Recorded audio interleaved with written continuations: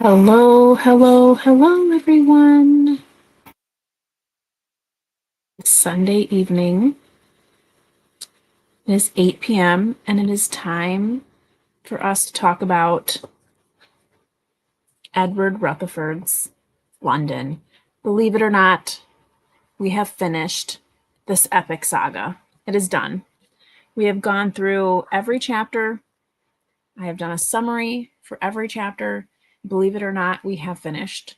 So we're going to just wait a few seconds here as people join us and as I get every duck in a row. But welcome, welcome. Let me know that you are here. I look forward to chatting with you about this book. I can't believe it's over. I can't believe I finished again. And that we're going to finally discuss it tonight.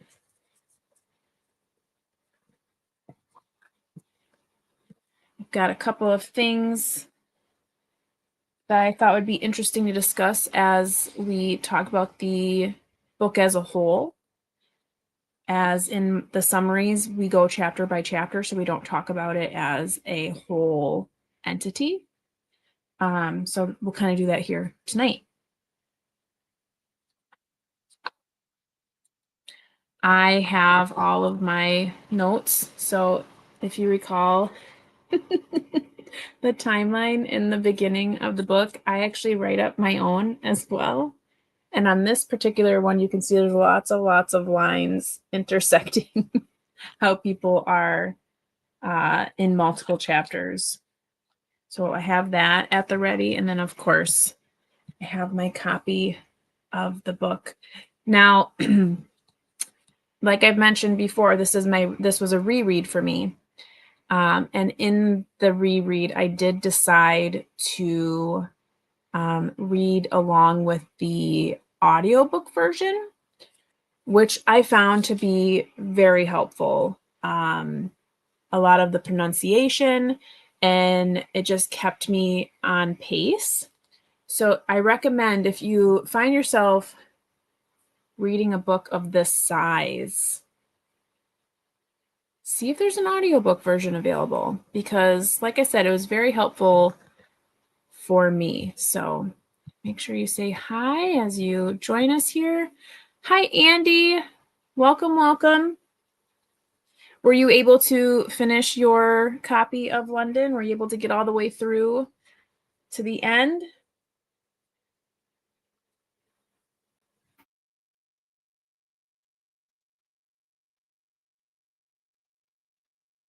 Okay, so I think that we gave a few minutes here, and so we'll get started. Obviously, if you're just joining us, you can play it back in replay, and feel free to comment. I always check back on all of the videos, even if they are past. So feel free to do that. I look forward to seeing your comments. Andy did finish. Good for you. Awesome. Yay. Okay. So first things first, obviously, we are talking about Edward Rutherfurd's London. This is a fictional book. So it is a fiction book, but it's based on historical events. So this covers about 2,000 years of history in the city of London. So London, England. And we go through the eras through ancestry. So we start with certain people, and then we just kind of follow a family tree. New branches are added throughout the story, and then we kind of pick up those people's stories as we go. In each chapter, it usually covers a historical event that ties those families within it. So we start in, I believe, so the first chapter is titled The River, and it is in, what is it? I think it was like, I know I have it written down in my notebook, but The River starts in 54 BC. And then the last chapter ends on The River, and that's in 1997, which is the year that this book was published. So we have that.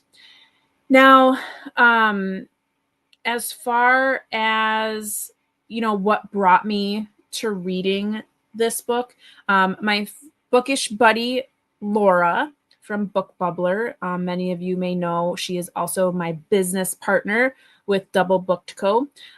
Early in our bookish friendship, we had realized we had several books that we shared, and we're like, let's do a buddy read. And both of us are very much obsessed with England and English things and the UK in general.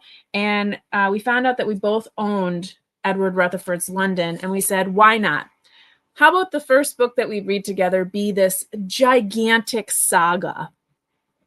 And we took a year to read it, and it was fantastic. We had a lot of fun. This was during COVID, so it was a lot of time spent chatting. I think it really helped us as individuals stay connected. So it really has a soft spot in my heart. I had a lot of fun reading it with Laura. We did do 2 like summary videos, which I do have linked in the description. So if you are wanting to look back at that, it's from ages ago, a much thinner version of me before I had kids. And we kind of talked about the first half of the book, and we didn't get to the second half. And that really got me thinking. And I think it was 2 years ago, I decided I was going to reread London and do each chapter as a summary, which is what you see here. And I got the first, what was it, 5 or 6 chapters done. And then I had my son and totally fell off a cliff and did not come back to it until recently when I said, I'm going to do this. I want to get this done. I don't like leaving projects unfinished.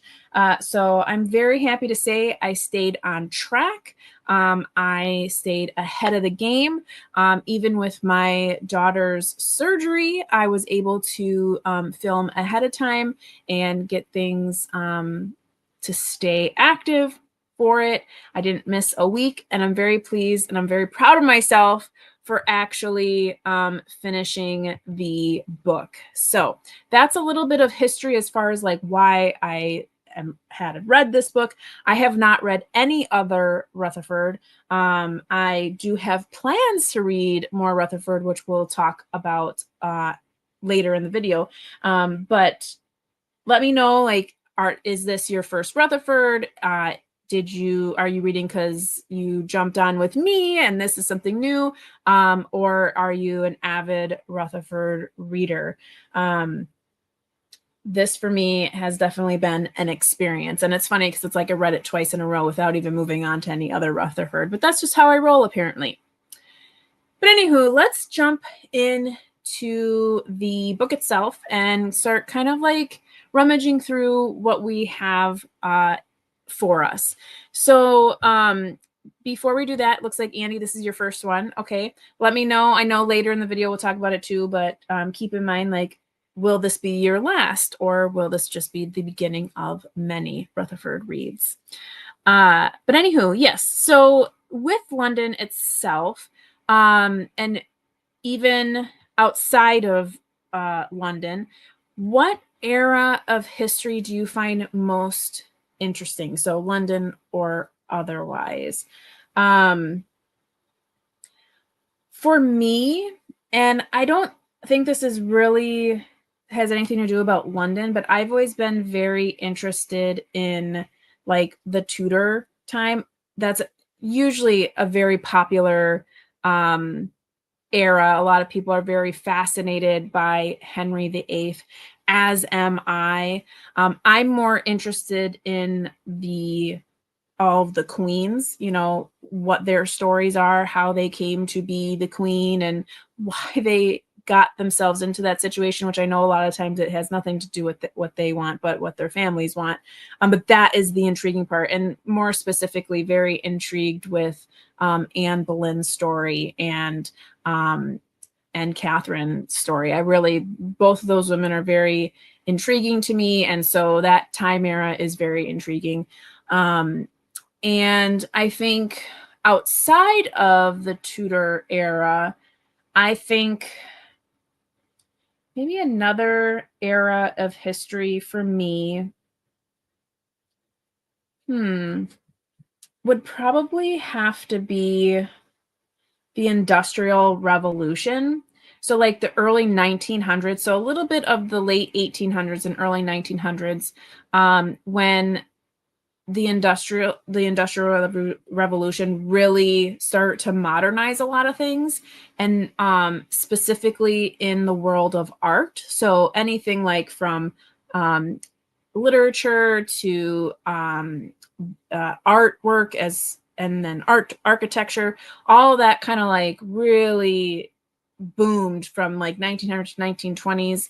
And that's always been very fascinating to me. I very much appreciate the literature from that time era. You know, you have your Virginia Woolf, you have all of the modernist authors, and so that's been very intriguing to me as well. So but yeah, moving on, as we kind of continue in with our book, as far as your first impression of the book, do you have any like first impressions when you first started reading?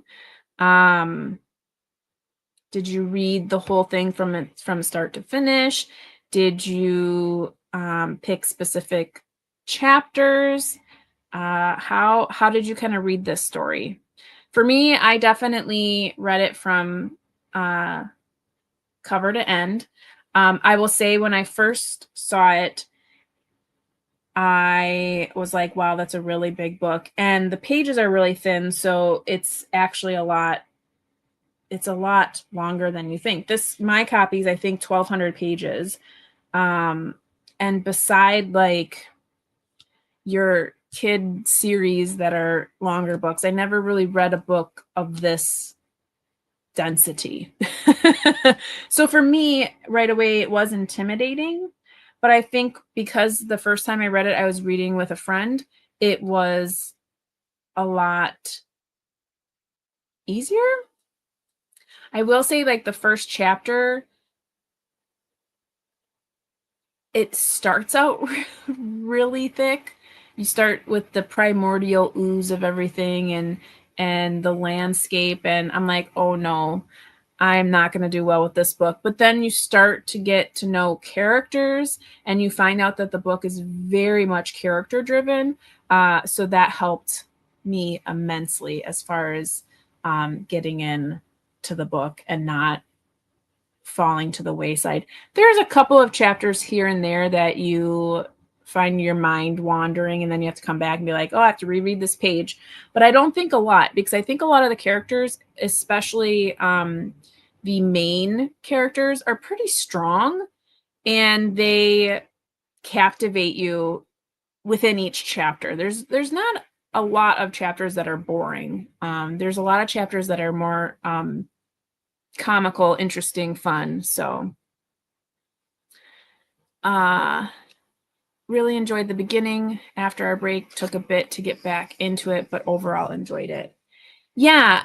I would say, like, when I think back on the book and I look at the chapters and I look at the characters within the chapters, I would say chapter 1 through probably chapter 10, 11 is my favorite chunk of the book. I feel like it's the strongest. It has the best characters. I am the most interested in the characters in that first portion. Not that the rest of the book is bad. It's just that for me, I felt more, I related more to the characters in that first bunch. I felt like I enjoyed them more. I felt like they were more profound than other characters. Not to say that the rest of the book doesn't have very interesting characters, but that first chunk is just really, it really has connected with me more than the others, which has been nice. So, and I think because I read those probably the most, because every time I try to reread, I always start from the beginning. I don't start like randomly. So I've reread the first several chapters more than twice. Let's just say that, more than twice. um So yeah. Speaking of characters and all that, were there any characters that really stuck out to you as far as like maybe being your favorite characters, or did any of the characters like grab your attention the most as far as your reading goes? For me, like, and I've said this in a lot of my videos, my summaries of the chapters, that ducket line and then consequently the dogget line has always been like the soft spot. Like, I've always really enjoyed them. I have also really enjoyed the barnacle characters. So anytime you see a barnacle in the chapter, I've always really enjoyed them, specifically the very first barnacle we meet. He's like the first like really gruff Viking barnacle. He is like the epitome of that family ancestral line. And I just really, he just reminds me of a big bear, and I just really enjoy him. But other than that, like most of the other ones, I always forget like what are their attributes, like what is their family line usually known for. But it's usually the ducket line. I'm like always looking in the chapter for them. And then I really do like the barnacles. So when they pop up, I'm always pretty excited. Dame Barnacle was super fun, being kind of showcasing a female barnacle, which was nice. But yeah, I until the switch, until the baby swap of the ducket and doggets, I really liked the duckets. And then with that swap happening, they really like fell to the wayside of moral integrity, and I kind of stopped enjoying their characters. The doggets were still pretty good, but like it seemed like in that chapter where they switched, which was in Gin Lane, so chapter 15. It's like no more had like a moral compass in the duckets. I always felt that like the duckets were always like tried and true and just super sweet, and then all of a sudden they like the baby switch happens, and it's like, yeah, the duckets are no longer like good people. So which it's not to say that it was the babies. It was the father in that situation was kind of he was not a good person. But yeah. Anywho, moving on, or kind of in that same vein, but as far as the descendants go, did you prefer following family trees, or did you prefer like individual stories? So like when we'd have like a random person pop up and we follow their story, or did you like being able to have like this person was in this chapter and then we followed their descendant into the next chapter to find out like what happened to them? I think it's pretty clear what I like from my summaries. I really like the idea of following a family ancestral line. It kind of reminds me of why I like book series so much, because you're following the same character throughout time as they grow. And I think some series have made those length of time a lot shorter, but like I'm remembering certain books where it's funny because I'm very specifically thinking about VC Andrews' Flowers in the Attic right now. I don't know why that popped in my head, but we really follow those kids, or just two of them really, and just one of them specifically, as they grow into adulthood. And I just has always been very interested in continuing characters. So this is very similar to that idea that you are following the same family with different characters, which I very much enjoy. Liked all the random true info and the family saga.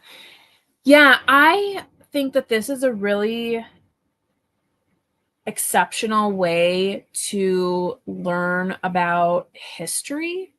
I wouldn't use it as your only way of learning about history, because obviously you have to be able to go through it with a fine tooth comb as far as like what is accurate.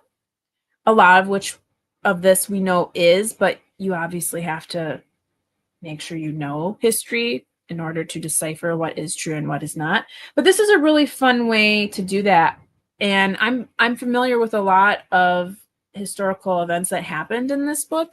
So for me, it was really fun to see a fictional story wrapped around those historical events.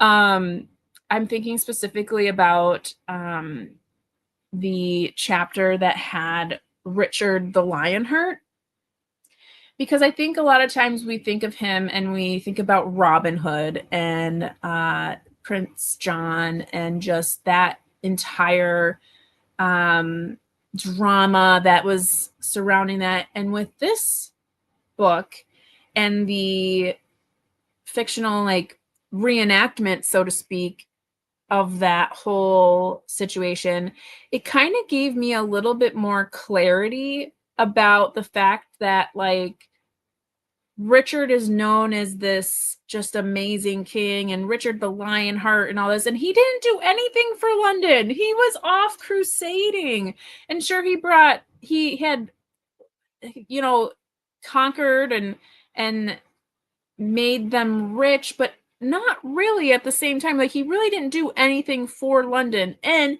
he made it so that his brother, Prince John, was able to weasel his way in there and totally disrupt, you know, so many things. So I found that very comical, because it's funny how much perception hinders the true events.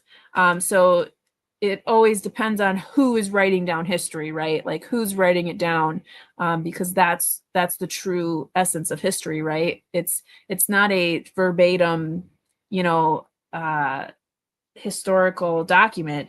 It's whoever wrote it it's their side of history. So anywho, but yeah, to your point, I really did enjoy the historical piece that got to play a part with this family saga. Yeah, absolutely.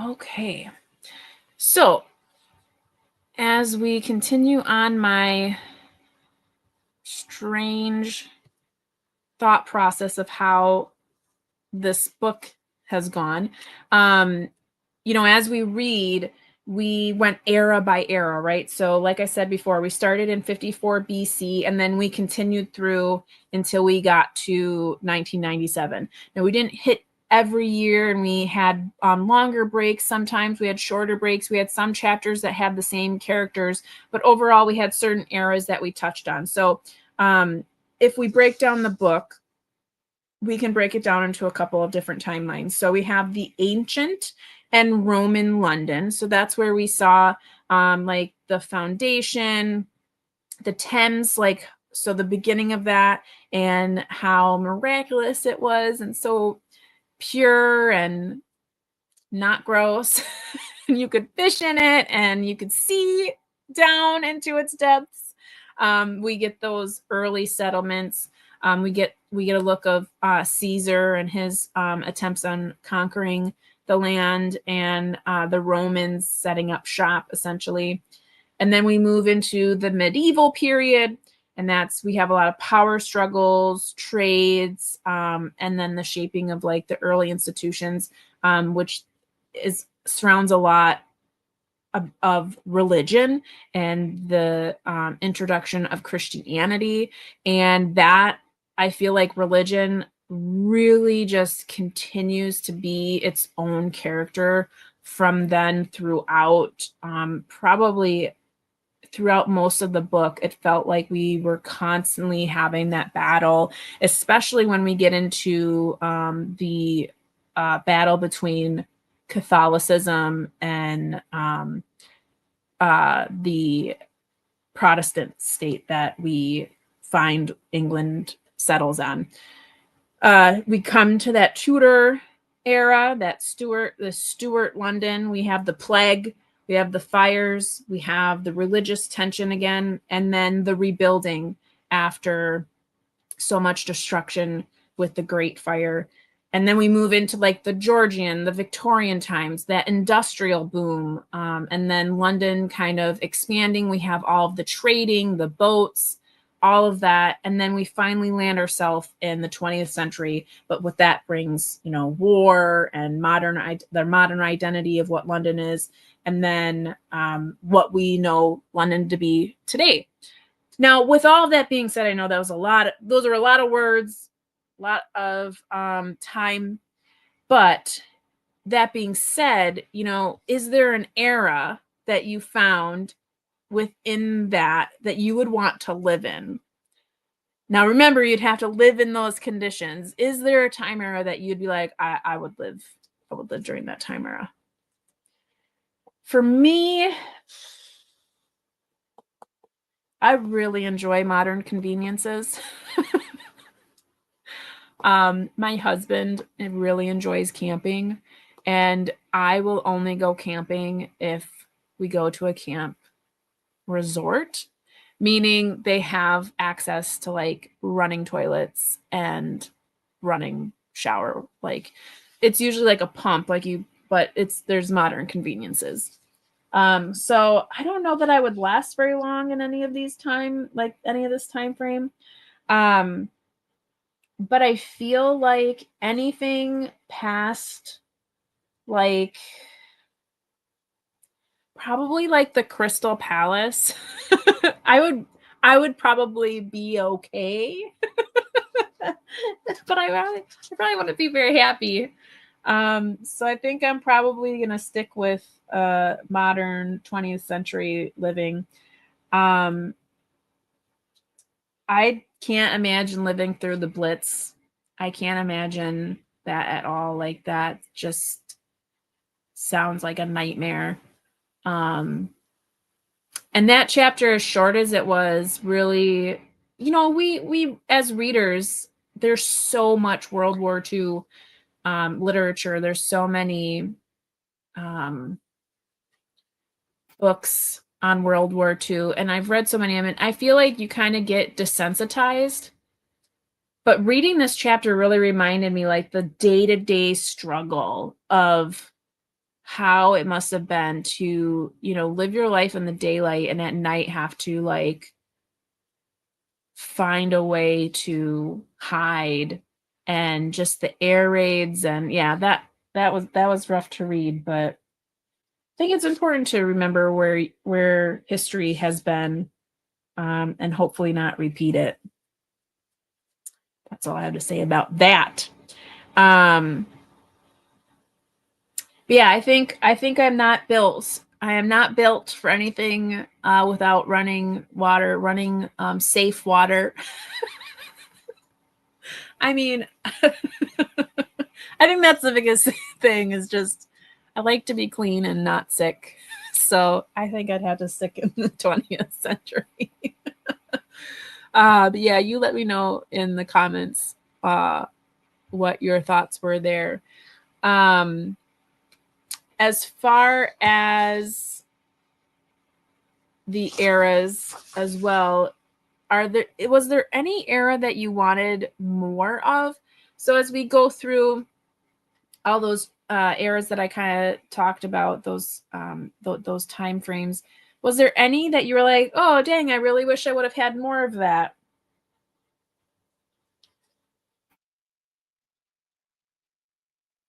Me, I felt like there was a huge gap between I felt like I needed more of like 1900 to 1997. Like I feel like in the beginning of the book, it was like pretty good about getting every 100-year gap. And then all of a sudden it was like 1900 and then 1997. And I was like, okay, well, there's a lot that happens between then. And I know it's only 100 years, but I mean, it felt like we were still like I didn't feel like there was a lot of stuff that really explained how everything modernized so quickly.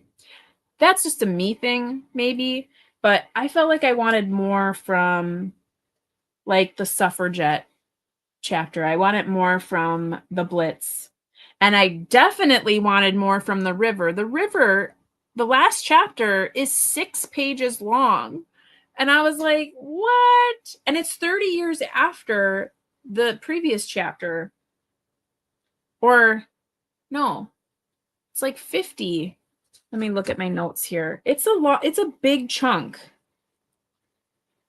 It's 37 years after the last chapter, but technically the last chapter,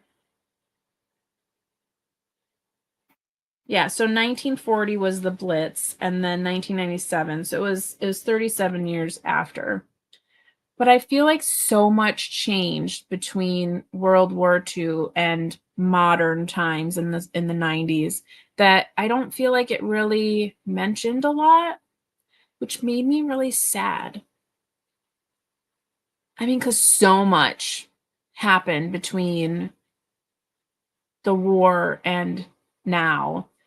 And I know I'm not saying now. I'm thinking about the 90s. That it was a little lacking. But maybe there's too much that happened. So that's for another day. I don't know. But that I definitely would have liked more from then, personally. Okay. Just check through my notes here quickly.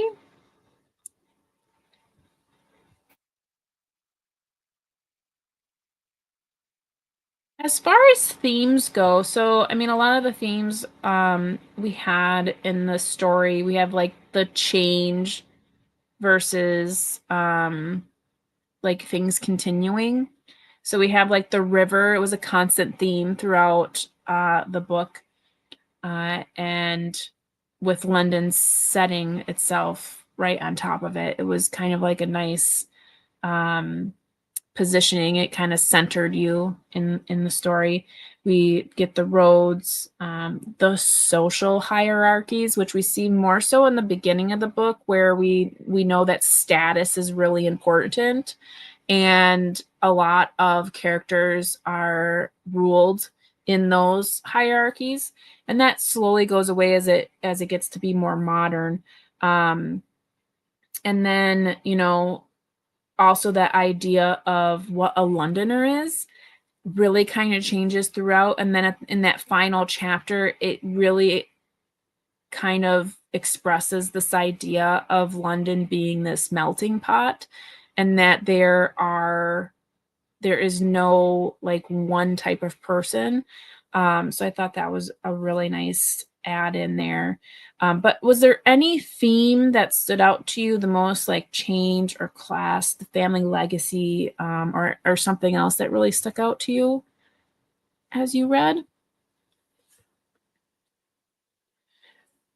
I think for me, I was so immersed in that family legacy, the stories in the ancestral line, that that's like a lot of what I focused on. So for me, that was I had blinders on while I was reading. I was just very fascinated in following the family tree and seeing who was new in the chapter. So for me, that's what stood out the most. Now, you had certain chapters that were pretty obvious in their tone, like when we had the chapters regarding religion and the kings or queens, which it was mostly kings during those times, their influence on religion and what the people of London were to follow. That those chapters for me were hard to get through because it was so heavy in a lecture almost of like what religion did to the city. But like I said, I definitely had blinders on when it came to like what stood out to me. I was following those family trees like a dog. I was just like sniffing them out, like who's this, who's that. You'd get a new description of someone coming on the page. I'd be like, oh, who's it gonna be? And of course, if it had anything to do with a long nose, you knew it was Silver Sleeves. So I think for me, that's definitely what stuck out the most.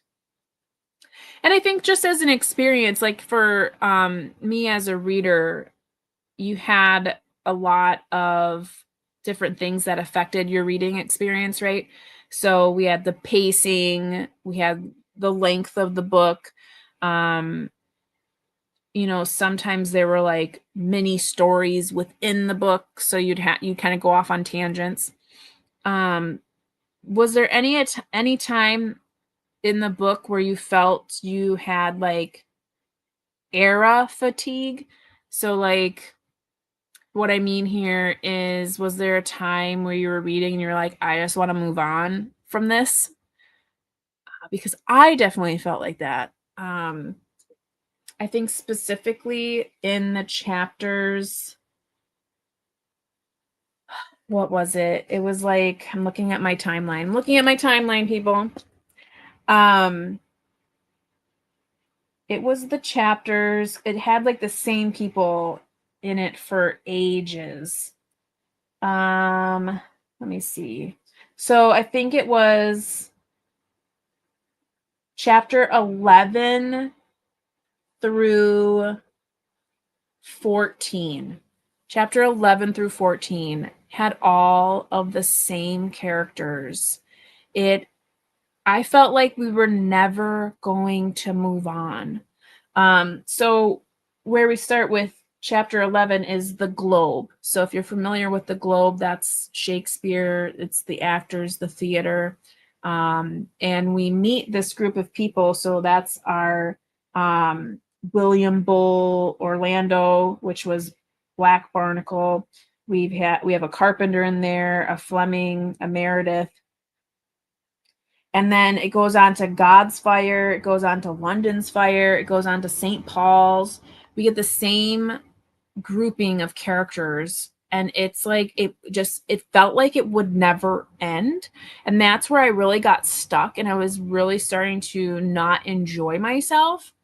And specifically in those chapters, we get no Silver Sleeves, which if you've watched my chapter summaries, you'll know I start to get really annoyed with the fact that we didn't have Silver Sleeves for, it felt like forever, because we had Silver Sleeves in chapter 9, London Bridge, but then we had no Silver Sleeves in chapter 10, 11, 12, 13, 14. We don't get a Silver Sleeves again until chapter 15.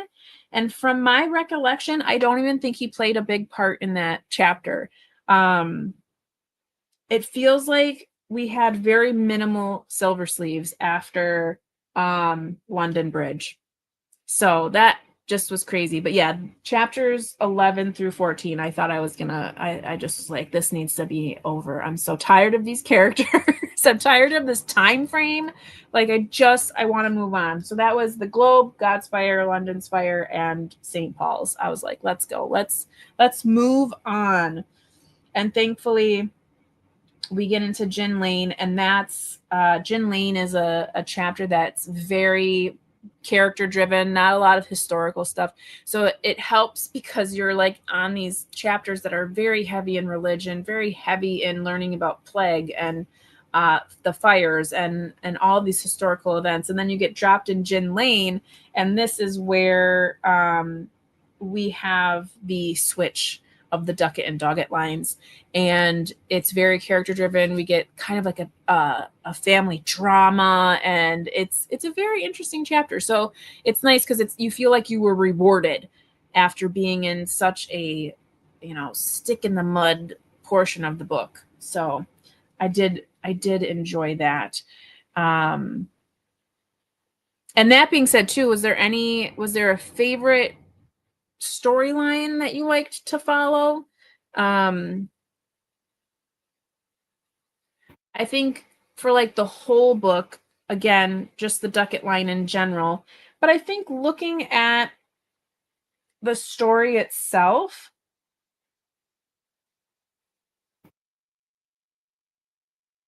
I think it was interesting for me to follow like the architecture, like learning about new buildings that were being erected. So as far as like when we hear about the tower, like that's a full chapter, and the chapter is extremely long, and it goes into great detail about specific rooms like the armory and the mint and different areas. And for me, having actually physically been to the Tower of London, that was a very fascinating chapter for me, and one of my favorite chapters, I would say.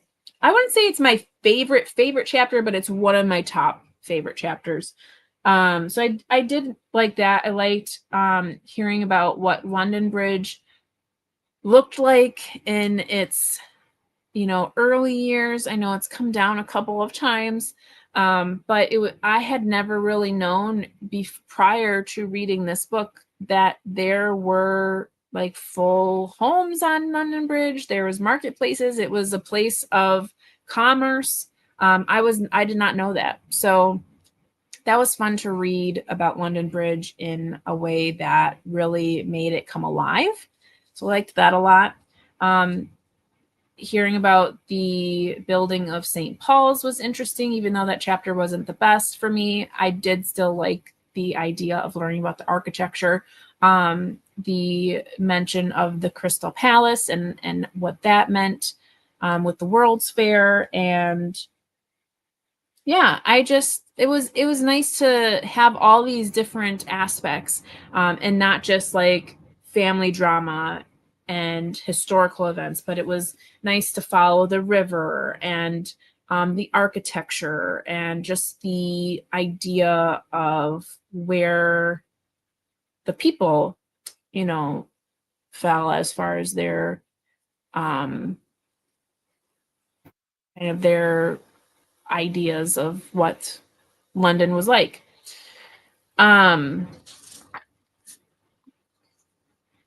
Past that, I mean, getting kind of lectury here, or a little bit too classroom sounding, but let's talk about maybe something a little bit more fun, which is, what was your most frustrating character?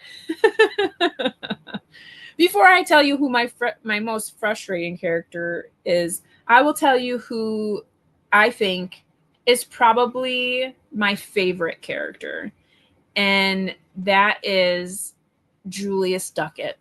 So I don't believe he yet has the Ducat name. I think that comes a little bit farther down the line. But Julius is in chapter 2, which I think is probably my favorite chapter. And for some of you who know, like, it's because of the gold. Like the fact that this is where the gold is buried. This is where this whole thing starts. Because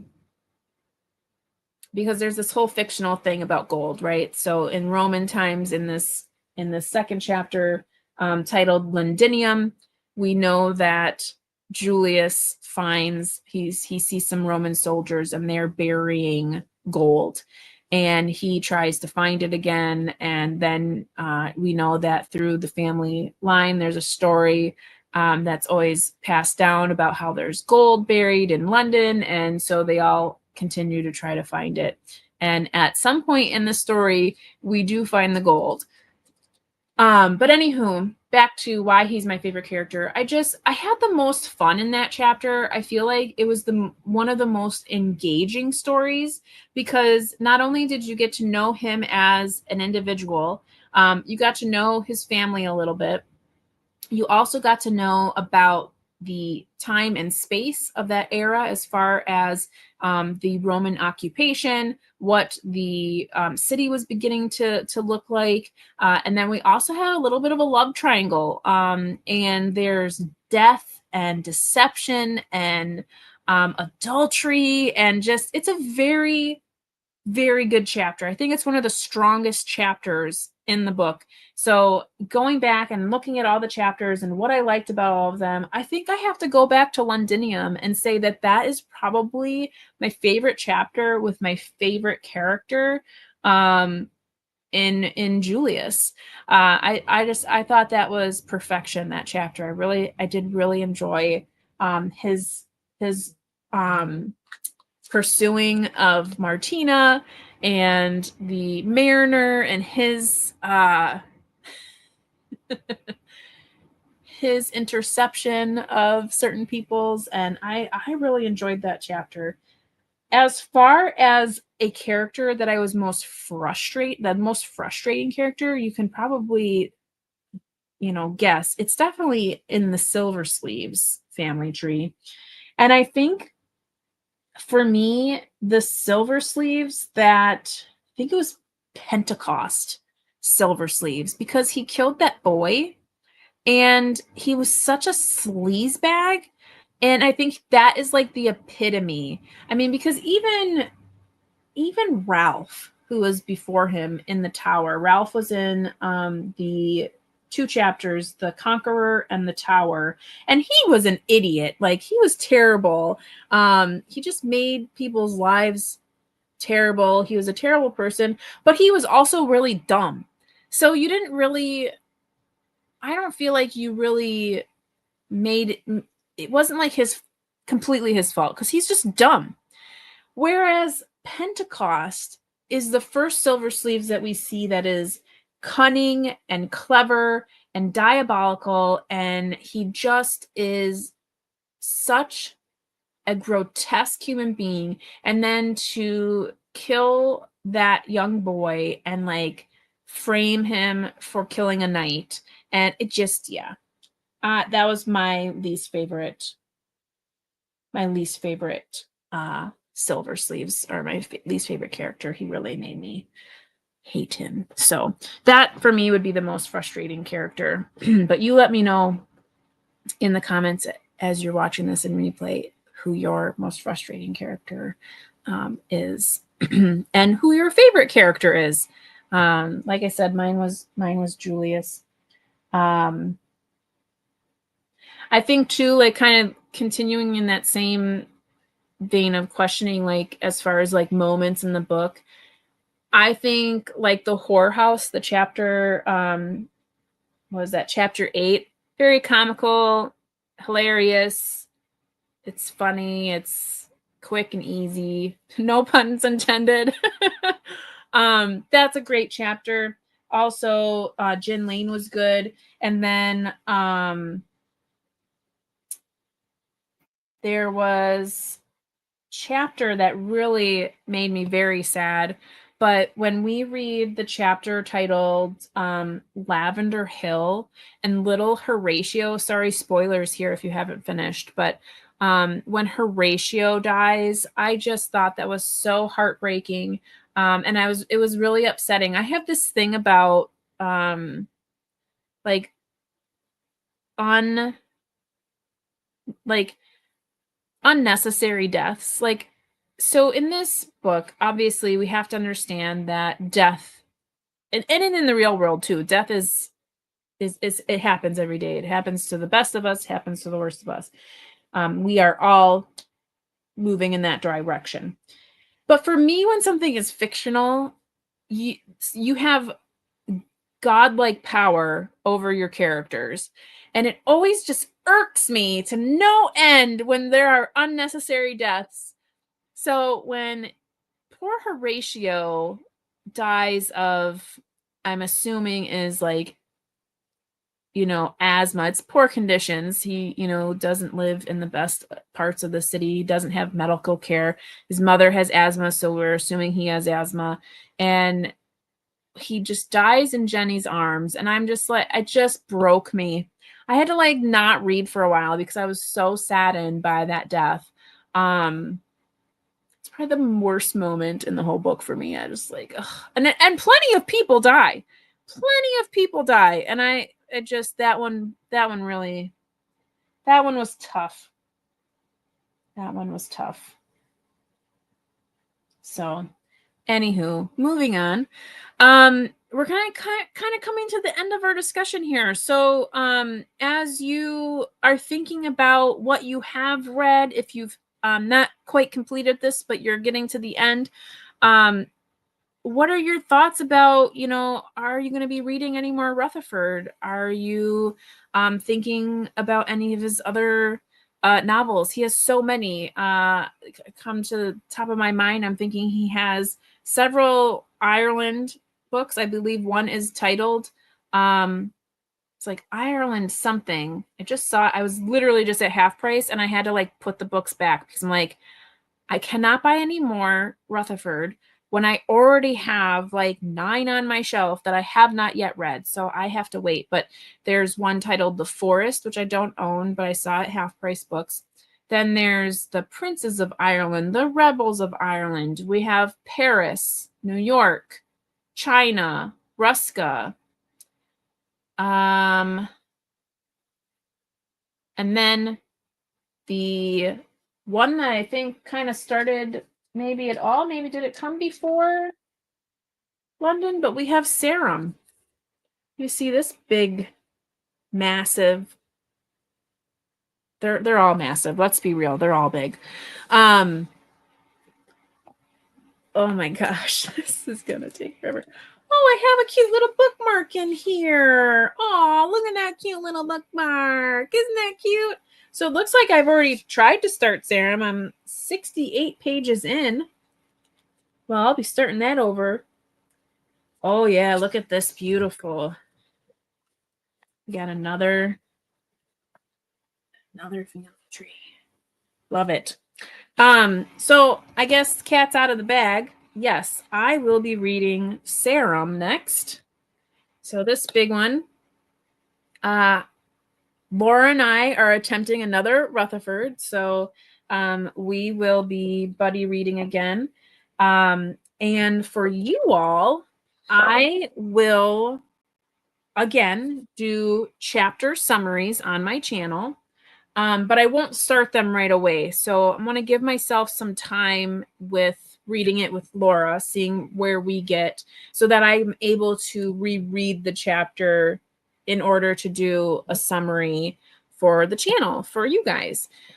So as I read, I would start in April. Like that's my tentative plan. So for everyone who would be interested, if you're interested in reading Sarum next, I'm not doing like a read along or anything like that, but chapter summaries will come out starting in April. So like the first Sunday in April, I'll do the same kind of thing I did this time, which was Sundays at 6.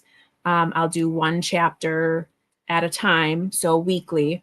And I'll do that until this is done, and then do a live discussion at the end again. So this book, the chapters are not numbered. They're just titled. And it looks as if there are 2 parts. So we have old Sarum and new Sarum, but there are 1, 2, 3, 4, 5, 6, 7, 8, 9, 10, 11, 12, 13, 14, 15, 16, 17, 18, 19. So 19 chapters. So a few less than London. But my copy, and it does look shorter. So it is just under 900 pages. So if you're looking to start that, note that it is just under 900 pages. So if you're looking forward to reading along with me, or if you're looking to read this one, I will be starting that. And then this was written in 1987. This book is as old as I am. So those chapter summaries will be out in April. So if you're interested.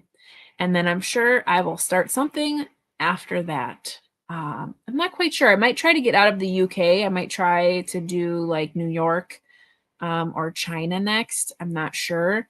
We'll see what I'm feeling like at the end of Serum. But like I said, I might want to get out of the UK.